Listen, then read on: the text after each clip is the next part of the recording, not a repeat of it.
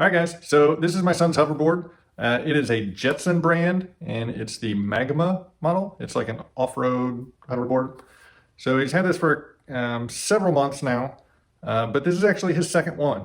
He saved up money, purchased this with his own money. I think it was $150 or so. We brought it home on a Saturday, and by the next Saturday, it was already broken. I think I still have a clip of what it was doing, and I'll post that here. So you can hear stuff rattling there, but when you turn it on, as long as you've got pressure on this side, it acts fine. As soon as you let go of it, watch, it's not gonna do it now.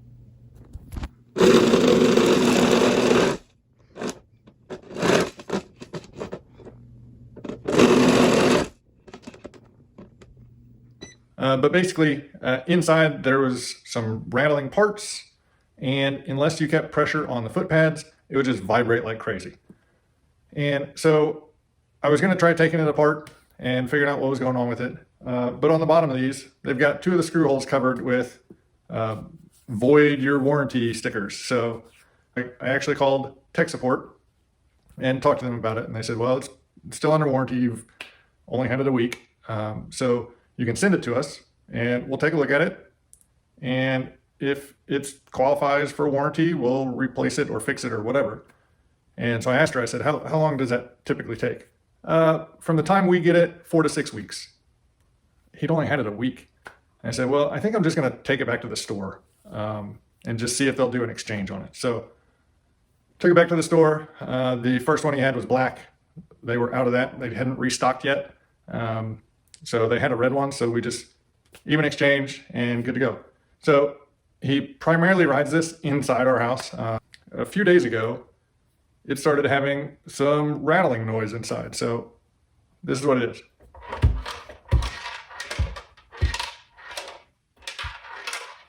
So there's definitely something in there rolling around.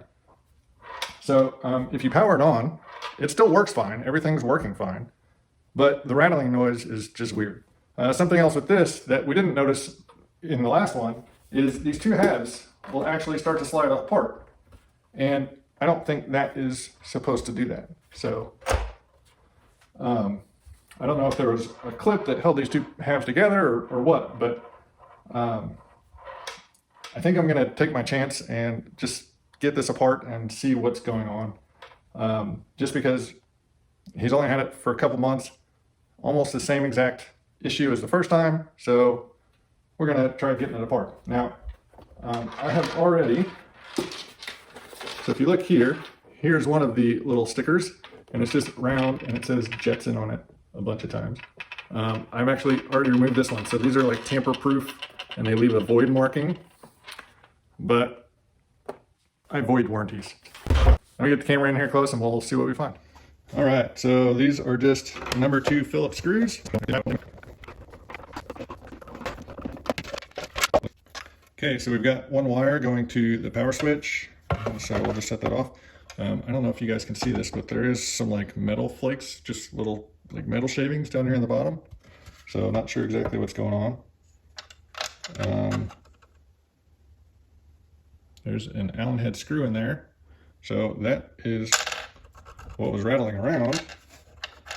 But where did that supposed to go? So if we look under all these wires, there's this metal tube here, and you can see that slides. So I wonder if there was a nut on the bottom of this that, because this hole does not look threaded, but there is like an opening on the underside of this. So I might have to take this metal plate off, but I think I might have to take the circuit board off just to kind of get down to it.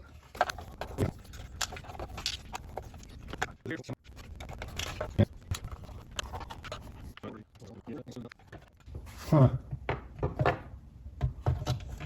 So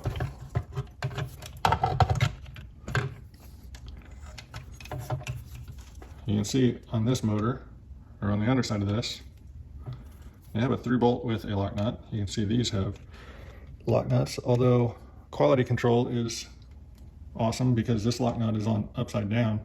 I'm really curious how they got that even started. But I'm wondering if the nut went down through this tube and is over on the other side. So I need to see if I can somehow tip this up, see if it rolls out.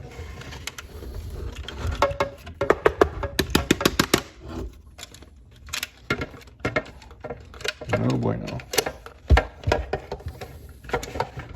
Oh, there it is down in there. Ta-da! It was just tucked down. See if I can get everything in shot here. It was just tucked down and caught in one of those spaces. But there it is.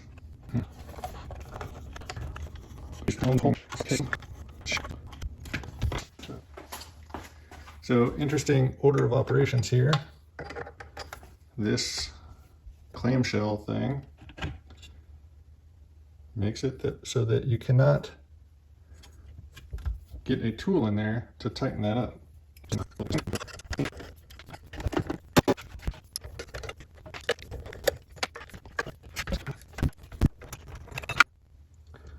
Okay, so I needed this bolt to go through here. Nope, I don't like that.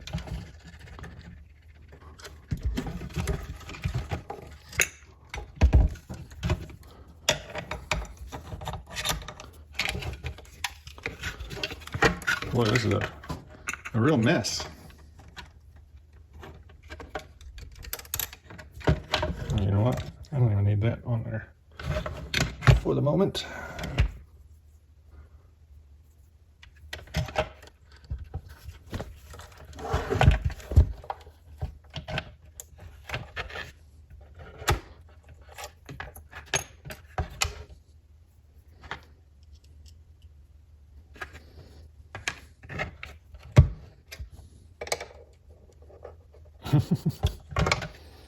Yeah, let me see if I can get a skinnier tool.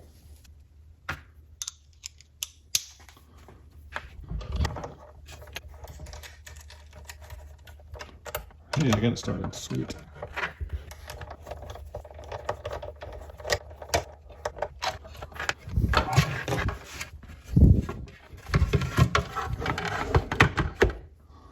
Okay, so I've got my stop bolt back in. This bearing has no grease on it whatsoever. And I think I want to add some. Not a ton. And I'm just going to use some super lube. And I'll do about that much.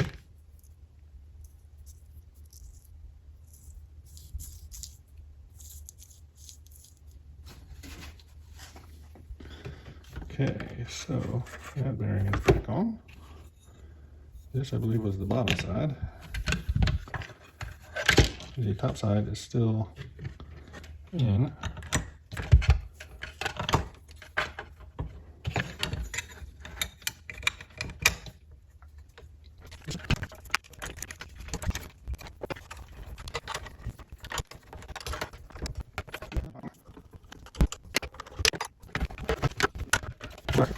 So we got to make sure we get this bearing centered in our plastic boss there.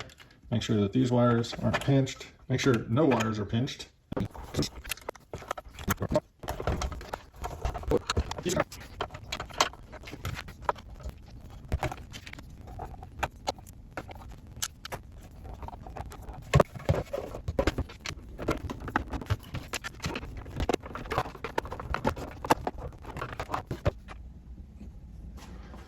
Okay, let's see if it will balance.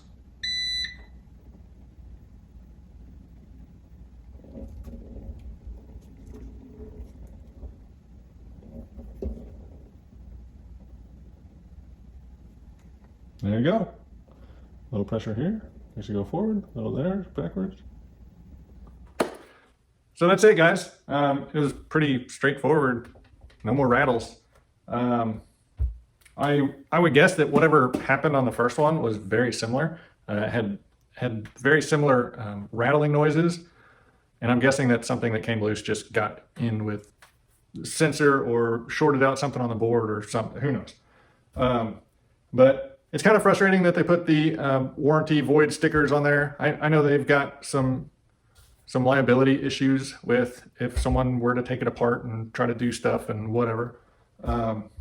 And there are laws out there that do protect the consumer. The Magnuson-Moss Act basically says that manufacturers can't limit repairs to only them.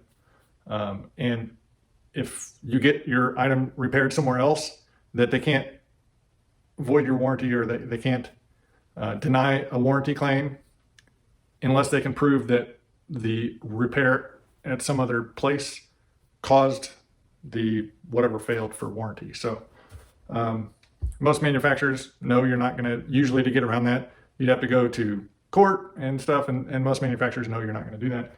But there are protections by the law. This is a pretty straightforward fix.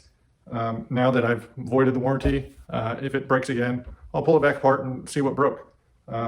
It looks like it's all pretty straightforward as far as, I think everything is on the circuit board as far as all the sensors and stuff. There's no external sensors. You got a couple light panels that shine up here. You got a charging port. I'm guessing that the battery is on this side, and the motors are in the wheels.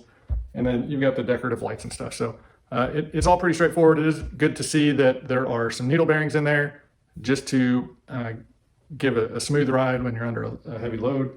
I think this one is rated for up to 200 pounds. So it's good to see that there's a full steel support with bearings in there. But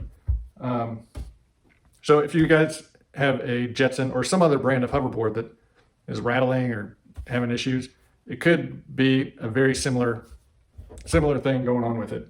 So this took me about 30 minutes and probably would have gone faster if I wasn't having to try to work around a camera. But my son's going to be happy that he can ride it again. So if you like what I do, give me a thumbs up. If you have any questions or comments, definitely leave them down below. And until next time, we'll see you later.